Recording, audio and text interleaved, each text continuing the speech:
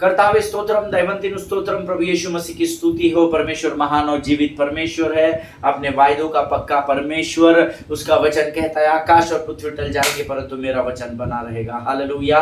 प्रभु का धन्यवाद हो, प्रभु की स्तुति हो इस सुंदर और पवित्र समय के लिए, जो समय परमेश्वर ने हमारे जीवन में दिया है। हम धन्यवाद देते हैं कि परमेश्वर ने बीते 40 दिनों में लगातार क्षमा के उस विषय के द्वारा हमारे जीवनों में बदलाव को लेकर आया। आमीन। अद्भुत गवाहियां है मेरे पास, अनगिनत ईमेल्स है। बहुत सारे लोगों ने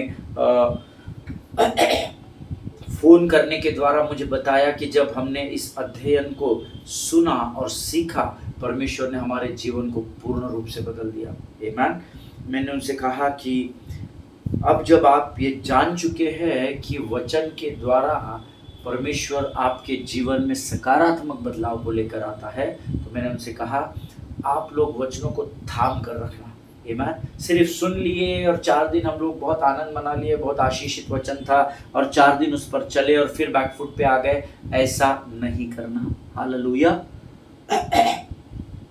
परमेश्वर के जो वचन हैं ये हमारे जीवन में करेक्शंस के लिए दिए गए हैं, उन गलतियों से सुधरने के लिए जो गलतियां हम अपने जीवन में रोजमर्रा के जीवन में करते हैं।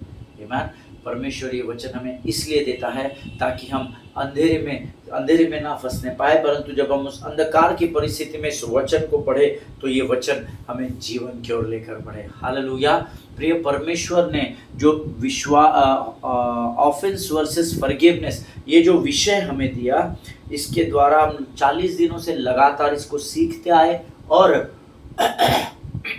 अंत में हमने इस विषय को कल समाप्त किया है। प्रभु का धन्यवाद हो। अलग अलग तरीके से परमेश्वर ने हमें इस अध्ययन को सिखाया है। मैं प्रभु का धन्यवाद देता हूँ। बहुत सारे लोगों के जीवन में आशीष और गवाहियों को प्रभु ने उंडेला है और मैं विश्वास करता हूँ जिन लोगों ने गंभीरता से वचन को सीखा है उन्होंने प्रतिफल पा लिया है। हालेलुया। आज स्वर्ग का परमेश्वर एक नए विषय के साथ हमारे मध्य में है और मैं कल रात के समय में जब अपने अध्ययन में था, अपने कक्ष में था और मैं प्रभु से पूछ रहा था, प्रभु आज से मुझे क्या सेवकाई करनी है, कौन सा वचन है, और प्रभु ने मुझे जो वचन दिया, थोड़ा सा सब्जेक्ट अलग है, थोड़ा सा शीर्षक अलग है, टॉपिक अलग है, लेकिन मैं विश्वास करता हूँ जैसे जैसे हम इस विषय में बढ़ेंगे परमेश्वर हमें आशीषों में भी बढ़ाता चला जाएगा। हालेलुया। मैं इसलिए आपसे कह रहा हूँ कि थोड़ा अलग टाइप का शीर्षक इसको देने के लिए प्रभु ने आज्ञा दी है, क्योंकि जब प्रभु ने मुझे कहा इस टॉपिक के को आप लिखो, मैं लिखने में हिचकिचा रहा था क्योंकि मुझे समझ में नहीं आ रहा था, लेकिन प्रभु की वाणी थी, मैंने उसकी आज्ञा का पालन किया। लेकिन इससे पहले कि आज हम इन वचनों को पढ़ेंगे, क्यों ना हम सब अपने अपने पवित्र शास्त्र निकाल कर वचनों को पढ़ेंगे और प्रभु की स्तुति, प्रभु का गुणानुवाद करेंगे। आज हमने पढ़ने के लिए जो वचन चुने हैं वो पाए जाते हैं भजन संहिता उसका 11 अध्याय उसके 4 से लेकर 7 वचनों को हम पढ़ेंगे। भजन संहिता 11 अध्याय 4 से लेकर 7 वचन।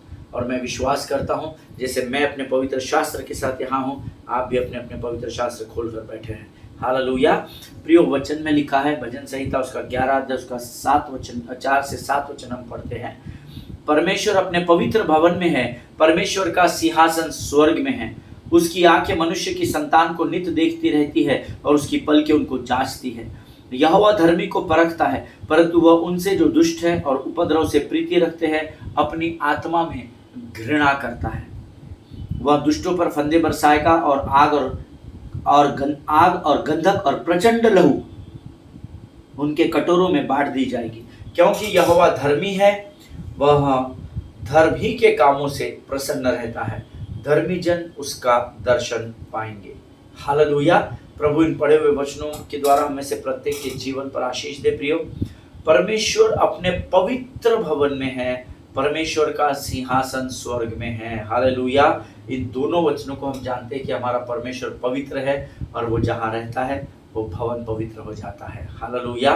और परमेश्वर का सिंहासन स्वर्ग में है। अब परमेश्वर का सिंहासन स्वर्ग में है और वचन में ये भी लिखा है कि पृथ्वी उसके पांव की चौकी है। हालेलुया। मैं जब ये वचन अभी पढ़ रहा था तो परमेश्वर ने मुझे स्मरण दिलाया कि इस वचन को हमने कुछ दिन पहले 15-20 दिन पहले भी इन्हीं वचनों को पढ़ा था, भजन संहिता 11:4-7। और जब मैं इसको अपने मनन के समय में पढ़ रहा था तो प्रभु ने मुझे रिमाइंडर दिलाया और मैंने प्रभु से पूछा, प्रभु ये वचन तो हमने ऑलरेडी कुछ दिन पहले सीखे हैं या पढ़े हैं, फिर मुझे कोई दूसरा वचन तूने क्यों नहीं दिया? प्रभु ने कहा, जितना तुझसे कहा गया है उतना ही तू डिलीवर कर। आमीन। तो मैं नहीं जानता आज ये वचन परमेश्वर ने दोबारा किसके लिए यहाँ पर दिया है, परंतु वचन में लिखा है परमेश्वर का सिंहासन स्वर्ग में है, और उसके आगे लिखा है उसकी आंखें मनुष्य को नित्य देखती रहती है, रोज रोज रोज। जिन लोगों को ये संदेह है कि परमेश्वर का ध्यान हमारी ओर नहीं है, उनके लिए यह वचन है कि परमेश्वर की आंखें आपको नित्य देखती रहती है। हालेलुया। तो ये कभी भी नहीं सोचना कि प्रभु का आपके तरफ ध्यान नहीं है। इनफैक्ट मैं तो कहता हूँ प्रभु का आपके ही तरफ ध्यान है। हालेलुया। आगे लिखा है और उसकी पलकें उनको जांचती है। हालेलुया। आंखें लगातार यहोवा की आंखें आपको देख रही है और उसकी पलकें आपको और मुझे जांच रही है। हालेलुया। स्कैनिंग मशीन में होता है ना, आप कोई बड़े मॉल्स में जाते हैं तो आपके बैग को स्कैनर मशीन में से निकाला जाता है, एयरपोर्ट्स में जाते हैं वहाँ से निकाला जाता है, अभी रेलवे स्टेशन में आप जाते हैं तो आपने देखा होगा स्कैनिंग मशीन है। उसी प्रकार से यहोवा की आंखें या यहोवा की पलकें मुझे और आपको नित्य जांचती। We are all the time we are under surveillance of God. आमीन। इस बात को याद रखिएगा। यहोवा धर्मी को परखता है। अगर आप धर्मी हैं तो आपको यहोवा परखेगा, और परख का अर्थ परीक्षाएं होती है। हालेलुया। परीक्षाओं के द्वारा परखा जाता है कि आपका टैलेंट क्या है, इंटरव्यूज के द्वारा परखा जाता है कि आपकी योग्यताएं क्या है। आपको ट्रेनिंग देकर जब इंटर्नशिप में डाला जाता है तो ये परखा जाता है कि आप उस डिपार्टमेंट में कैसे काम कर सकते हैं। वचन कहता है यहोवा भी उसी प्रकार से धर्मी को परखता है, परंतु वह उनसे जो दुष्ट और उपद्रव से प्रीति रखते हैं अपनी आत्मा में घृणा करता है। हालेलुया। परीक्षाएं आएगी प्रियो, नाना प्रकार की परीक्षाएं आएगी, और वचन भी कहता है अगर तुम नाना प्रकार की परीक्षाओं में पढ़ो तो इसको बड़े आनंद की बात समझना। हालेलुया। आपके और मेरे जीवन में परीक्षाएं आती है ताकि हमारे जीवन में गवाहियां उत्पन्न हो सके। हालेलुया। सो आपके विरोधियों की तरफ ध्यान नहीं देना, दुष्टों की तरफ ध्यान नहीं देना। आप अपने ध्यान को अपनी परीक्षाओं में, परिस्थिति जब परीक्षा आएंगी तो उस परिस्थिति की ओर नहीं देखना, आप अपने ध्यान को यहोवा की ओर लगा कर रखना, क्योंकि यहोवा धर्मी को परखता है। तो जब यहोवा धर्मी की परीक्षा कर रहा है तो यहोवा ही है जो उस परीक्षा से धर्मी को पार भी कराएगा। हालेलुया। लेकिन जब परीक्षाएं आती है तो हम उन परिस्थितियों पर फोकस करते हैं, उन परेशानियों पर फोकस करते हैं, जिसके कारण हम आशीषों को पाने से और विजय पाने से वंचित हो जाते हैं। आमीन। लेकिन आपकी परीक्षाओं में जब आपका ध्यान परमेश्वर की ओर रहेगा, यकीन जानिए परमेश्वर आपको उस परीक्षा में विजय दिलाएगा। हालेलुया। आगे वचन में लिखा हुआ है परंतु वह उनसे जो दुष्ट है और उपद्रव से प्रीति रखते हैं अपनी आत्मा में घृणा करता है। परमेश्वर दुष्टों से घृणा करता है। आमीन। इसीलिए उस दुष्टता की बातों से मुझे और आपको बाहर आने के लिए ही प्रभु ने मुझे और आपको उद्धार दिया। Hallelujah. But do not repeat the history. आमीन। बार बार आप उसी तरफ मत जाइए, क्योंकि परमेश्वर धर्मी को परखता है, उसकी आंखें नित्य आपको और मुझे जांचती है, ऐसा वचन में लिखा है। आमीन। आगे लिखा हुआ है वह दुष्टों पर फंदे बरसाएगा, आग और गंधक और प्रचंड लहू उनके कटोरे में बाढ़ दी जाएगी। वह दुष्टों पर फंदे बरसाएगा। हालेलुया। तो आपके विरोधी जो है, जो दुष्ट लोग हैं, उनके साथ युद्ध यहोवा करेगा। वो विरोधी हमारे हैं, वो जो दुष्ट लोग हैं ना, वो हमारे विरोधी हैं, क्योंकि वचन में लिखा है तुम्हारा विरोधी शैतान गरजने वाले सिंह के समान इस ताक में रहता है कि कब वो तुमको फाड़ खाए। हालेलुया। सो वो विरोधी आपका है, परंतु क्योंकि परमेश्वर आपसे और मुझसे इतना प्रेम करता है कि परमेश्वर कहता है भले ही वो शत्रु तेरा है, परंतु तू चिंता मत कर मेरे बेटे मेरी बेटी, युद्ध मेरा है। हालेलुया। प्रभु करे आप इस बात की गहराई को समझ सके। आगे वचन में लिखा है, क्योंकि यहोवा धर्मी है, वह धर्म ही के कामों से प्रसन्न रहता है, धर्मी जन उसका दर्शन पाएंगे। हालेलुया। यहोवा कैसा है? यहोवा धर्मी है और वह धर्म के कामों से ही प्रसन्न रहता है। सो धर्म और धर्मी और धर्म के काम, इसके विषय में कभी प्रभु हमें अगुवाई करेगा तो हम जरूर सीखेंगे। और वचन कहता है वो धर्म के कामों से जो अच्छे कार्य, वो कार्य जो वचन के आधार पर किए जाते हैं, वो सेवकाइयाँ जो वचन को आधार मानकर की जाती है, परमेश्वर उन कार्यों से प्रसन्न होता है। हालेलुया। धर्मी जन उसका दर्शन पाएंगे। जब आप धर्म के कामों को प्रभु की योजना और आज्ञा में रहकर करेंगे तो वचन कहता है धर्मी जन उसका दर्शन पाएंगे। हालेलुया, आमीन। और जरूर खातरी से मैं आपको बताता हूँ, यहोवा अपने वायदे का पक्का परमेश्वर है। अगर उसने आपको कह दिया है कि जितने मेरे धर्मी जन हैं वो मेरे दर्शन को प्राप्त करेंगे, विश्वास रखें, आगे बढ़ते चले जाइए वचनों में, क्योंकि परमेश्वर आपको दर्शन देने जा रहा है। हालेलुया।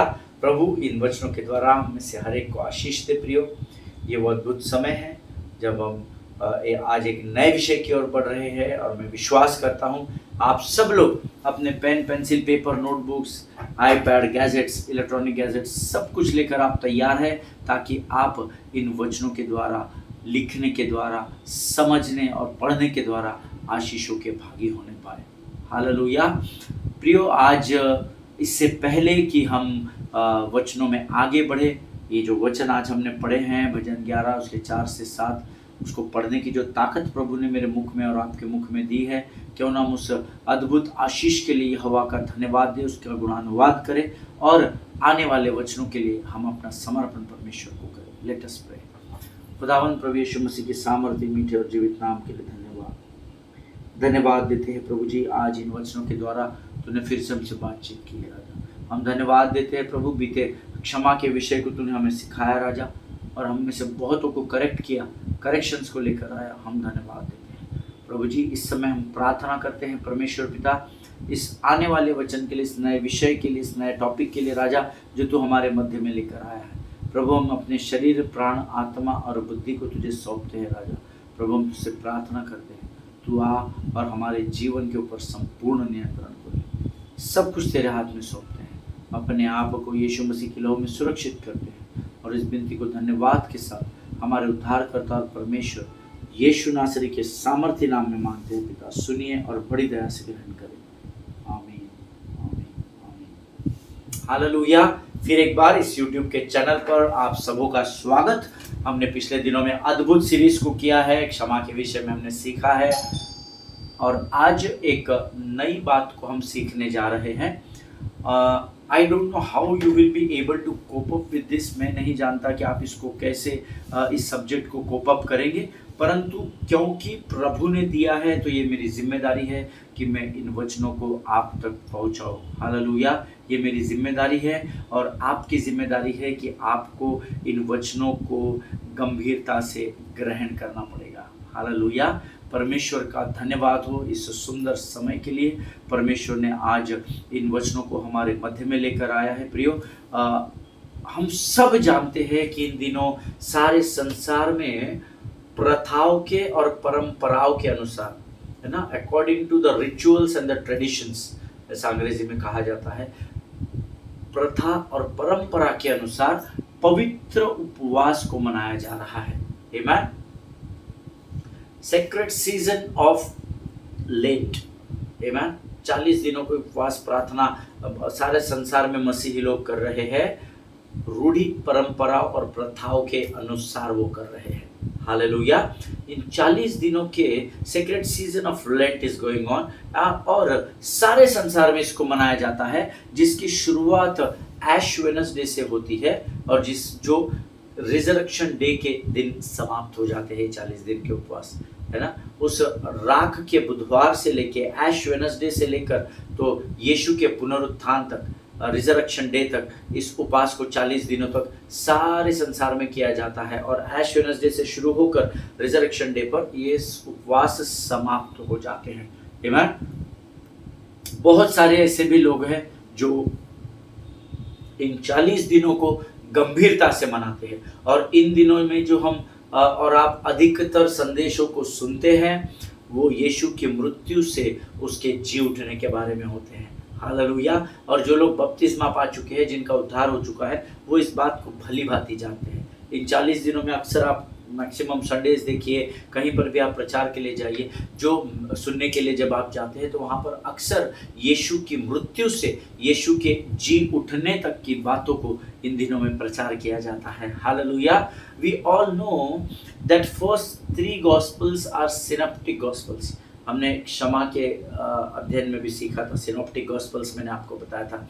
और मत्ती, मरकुस और लूक, ये तीनों अगर गॉस्पेल्स आप पढ़ेंगे या सुसमाचार की पहली 3 किताबें पढ़ेंगे, they are synoptic gospels. That means synoptic का अर्थ होता है सम्मिलित या संयुक्त।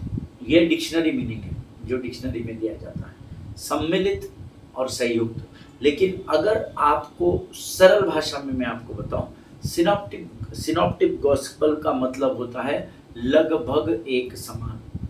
ठीक है, सो जो लोग नोट्स लिखते हैं वो अपने नोट्स में लिख लीजिए, सिनॉप्टिक गॉस्पेल्स में से मतलब लगभग एक समान, माने सरीका ही लिखा हुआ है, ऑलमोस्ट एवरीथिंग इज सेम, लगभग एक समान, उसको सिनॉप्टिक गॉस्पेल कहा जाता है। और हम सब इस बात को जो बाइबल पढ़ चुके हैं वो जानते हैं। मत्ती, मरकुस, लूका में ऑलमोस्ट सारी स्टोरीज लिखी गई है, जो मत्ती में, मरकुस में, वो लूका में है। ऑर्डर आगे पीछे है, वो अध्याय आगे पीछे है, लेकिन they are synoptic gospels. Hallelujah. और ये 3 जो किताबें हैं ना, मैथ्यू, मार्क एंड लूक, इसमें एक समानता है। और ये समानता ये है, जो लोग नोट्स लिखते हैं वो लिख लीजिए, the similarity between this 3 synoptic gospel is almost Jesus predicts his death 3 times. Amen. Yeshu मसीह ने अपने मृत्यु के बारे में 3 बार लोगों को बताया कि मैं मृत्यु पर, मेरी मृत्यु होने वाली है, मैं मरने वाला हूँ, मैं ये करने वाला हूँ, मैं वो करने वाला हूँ। उन्होंने Jesus predicts his death 3 times in this 3 synoptic gospels. आमीन।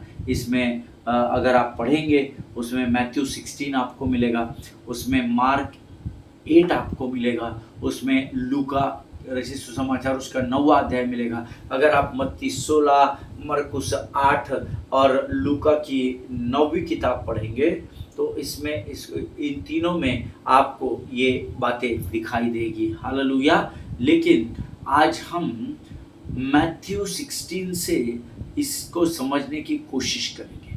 हालेलुया। हम मत्ती रचित सुसमाचार उसका 16वां अध्याय हम निकालेंगे, और मैं चाहता हूँ आप सब मिलकर बाइबल निकालें, है ना, सब मिलकर वचनों का अंगीकार करें। प्रभु आपके अंगीकार के अनुसार आपके जीवन में कार्य करेगा। हालेलुया।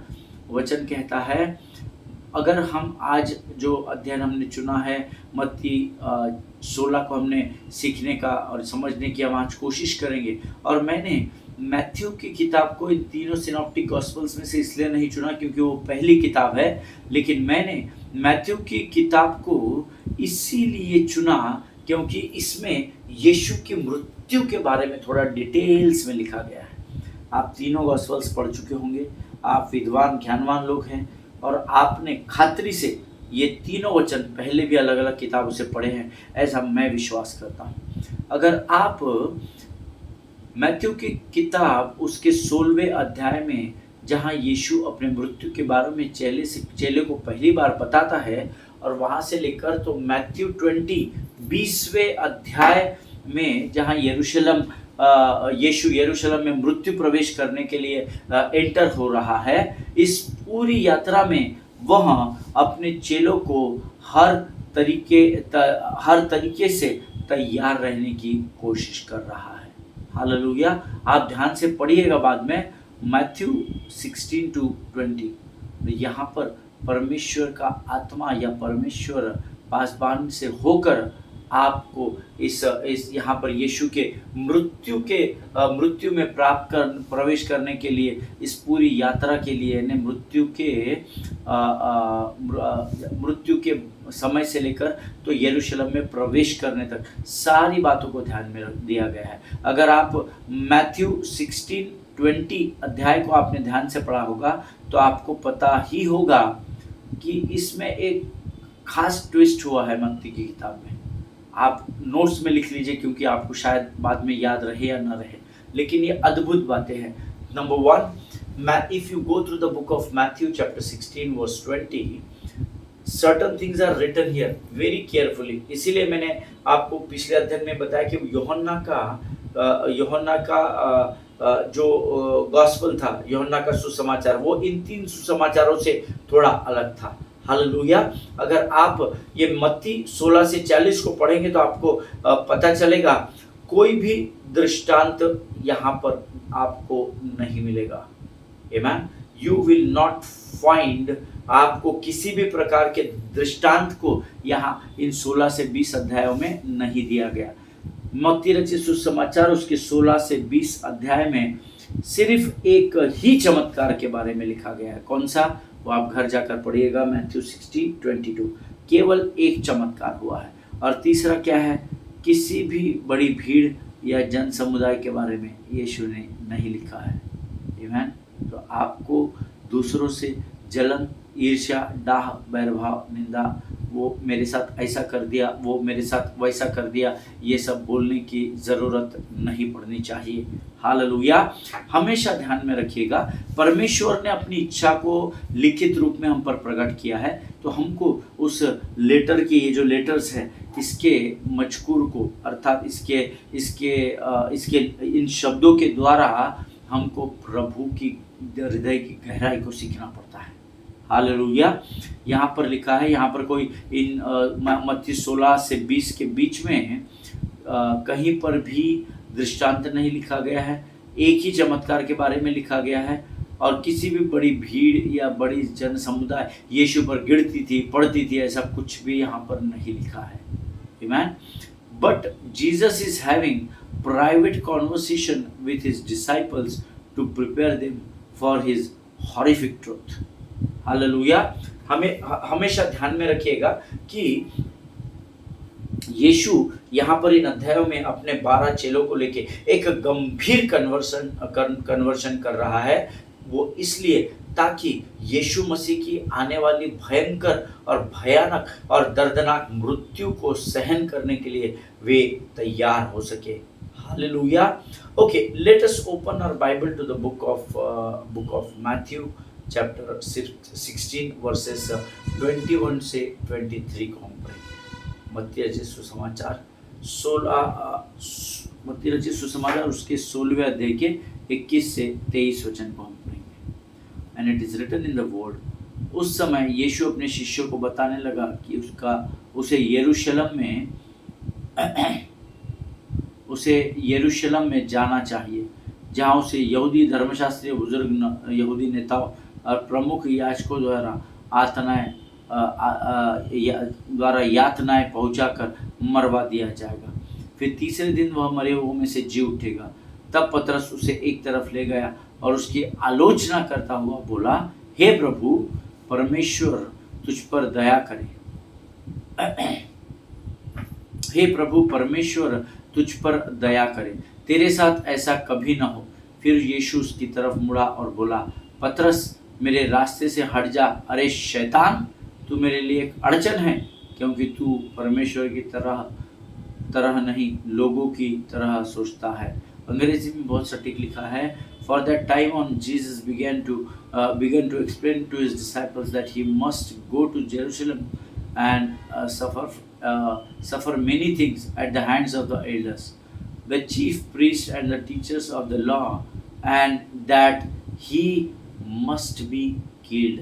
इस बात को आप अंडरलाइन कर लीजिए भी, he must be killed and on the third day be raised to life। Peter took him aside and began to rebuke him। Never, Lord, he said, never again, Lord, this shall never happen to you। Jesus returned and said to Peter, "Get behind me, Satan. You are a stumbling block to me. You do not have in mind the concerns of God, but merely human concerns." ये पहली बार था प्रियो, जब यीशु यहाँ पर अपने जीवन के अंत की बातों को बता रहा था। आमीन। हमेशा ध्यान में रखिए, परमेश्वर जब भी बोलता है तो परमेश्वर पते की बात बोलता है। हालेलुया। ये पहली बार था जब यीशु अपने चेलों को अपने जीवन के अंत की बातों को बता रहा था। ये पहली बार था जब उसके फॉलोअर्स को अपने मृत्यु की बातों को वो कन्फर्म करता है। आमीन। अब थोड़ा सोचिए कि जब यीशु ने उनसे कहा होगा मस्ट बी किल्ड, इसमें बहुत अद्भुत ये गहरे वचन लिखा हुआ है, मस्ट बी किल्ड या मरवा दिया जाएगा। तो इनकी क्या हालत हुई होगी, क्योंकि इससे पहले ना तो कभी इन्होंने ऐसा अपने जीवन में देखा था। हालेलुया। जब हम पहली बार किसी काम को करते हैं तो उसको करना हमारे लिए बहुत कठिन हो जाता है, क्योंकि हमारी तैयारी नहीं होती, हमको स्क्रैच से स्टार्ट करना होता है। अब यहाँ पर ऐसा लिखा है कि पहली बार यीशु मसीह जीवन के अंत की बातों को बता रहा था। ये पहली बार था जब यीशु के फॉलोअर्स या चेले वो इसके परमेश्वर की मृत्यु के बारे में जान रहे थे। आमीन। या यीशु मसीह अपनी मृत्यु की बातों को यहाँ पर पहली बार उनको कन्फर्म कर रहा है। हालेलुया। प्रिय, परमेश्वर विश्वास योग्य है और मेरा ऐसा मानना है परमेश्वर किसी भी मनुष्य का कर्जदार भी नहीं है। हालेलुया। आज हम इस अध्ययन को यहाँ समाप्त करेंगे। आप सोच रहे होंगे पास्टर साहब टॉपिक तो आपने अभी तक हमको बताया नहीं। उसका कारण ये है क्योंकि इस विषय के टॉपिक को आपको अंत में बताया जाए ऐसे प्रभु की इच्छा है। Hallelujah. So write down in your notes the topic of our study is he must be killed. He must be killed. Matthew 16:21 में लिखा है। अगर आप NIV वर्जन पढ़ेंगे तो वहाँ सटीक मिलेगा आपको मस्ट बी किल्ड, यानी इस पर अभी कोई दया माया नहीं होगी और रो दिया तो कुछ सजा कम नहीं होगी। इसको जहाँ दिखेगा इसको वहाँ पर काट डालने का वचन में लिखा हुआ था, हमने अभी पढ़ा। यहाँ पर ये शब्द आया है मरवा दिया जाएगा, और अंग्रेजी में सटीक शब्द आया NIV में मस्ट बी किल्ड। अब ये मस्ट बहुत खतरनाक शब्द है, हम सीखेंगे आने वाले समय में।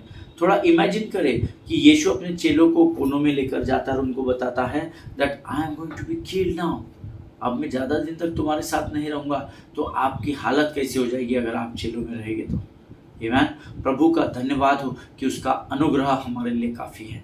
आमीन। आज हम यहाँ पर समाप्त करेंगे और हमारा जो शीर्षक है that is he must be killed, Matthew 16:21। ऐसा लिख दो आप आपके पवित्र शास्त्र में, आपके नोटबुक्स में, he must be killed, Matthew 16:21।